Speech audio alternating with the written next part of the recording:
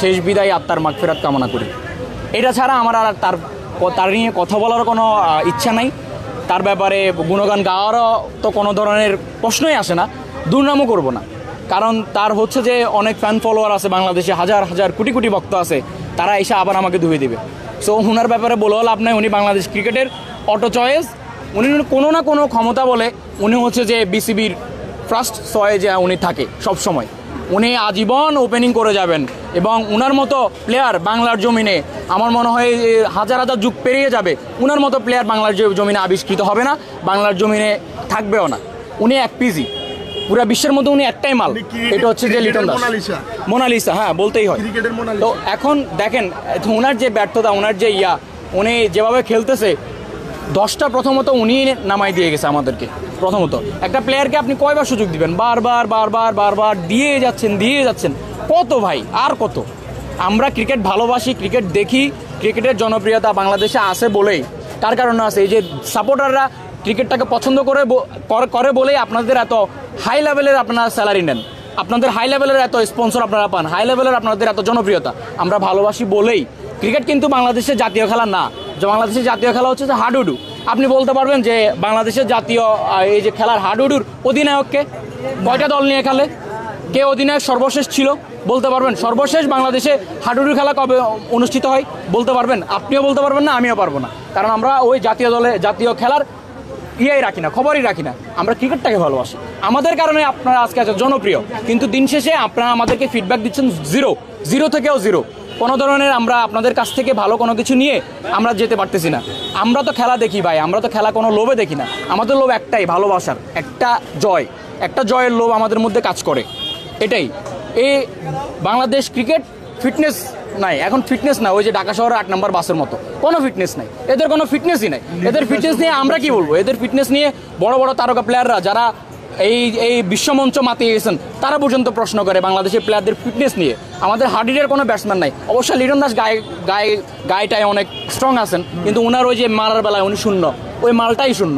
এই মাল দ্বারা কোনো কিচ্ছু হবে না বাংলার জমিনে। এই মাল যতদিন থাকবে বাংলার ক্রিকেট তত অধপতনের নিচ দিকে যাবে, দর্শক বিমুখ হয়ে যাবে। আপনি দেখেন এখানে বলা চলে 500-600 দর্শক ছিল, এখন দেখেন কোনো দর্শক আছে? খেলার মাঝপথেই দর্শক ছেড়ে চলে গেছে। কারণ কারো বলতেই ভালো লাগে না ভাই। আর কত লিটন দাসে নিয়ে বলবো? শুধু লিটন দাস না, আমাদের এই যে নাজমুল শান্ত বলেন বা জাকের আলী কি বলা যাবে না, কারণ তারা নতুন প্লেয়ার আসছে সবেমাত্র। লিটন দাস, সৌম্য এবং হচ্ছে যে নাজমুলদেরকে যত পরিমাণ সময় দেওয়া হয়েছে, যত পরিমাণ ম্যাচ খেলানো হয়েছে, এই পরিমাণ ম্যাচ আমার মনে হয় বাংলার জমিনে কোনো প্লেয়ারদেরকে খেলানো হয় নাই। কিন্তু দিন শেষে আমাদের ফলাফল শূন্য। এটা ছাড়া আর আমাদের আসলে আর কিছু বলার নেই। কিছুদিন ধরে যে একটা ট্রেন্ডিং কথা যে রটের বদলে বাস লিটন কুমার দাস, এটাকে আবার নতুন করে কি বলবো? এটাকে আসলে নতুন করে কিছু বলার নাই, কারণ ওনাদের লজ্জা নাই।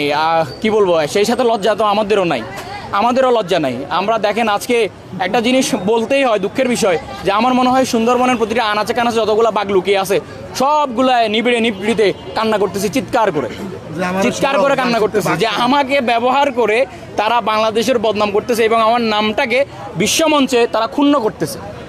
বাঘও কান্না করতেছে। আমি এটাই বলবো, অনতিবিলম্বে আমাদের টপ অর্ডারের ব্যাটসম্যান যতগুলো আছে সবগুলোর আইনে সুন্দরবনে ছেড়ে দেন, ঠিক হয়ে যাবে পরের দিন। বিশ্বকাপের শুরু থেকে হাতুরুর নেতৃত্বে ভালো কিছু করবে, টিম ম্যানেজমেন্ট থেকে শুরু করে সবারই একটা প্রত্যাশা ছিল। তবে এবার বিশ্বকাপ তো আসা তো শেষ, আজকেই শেষ হয়ে গেছে, মানে দামন হয়ে গেছে বলতে গেলে। তো হাতুরুর নিয়ে কি বলবেন?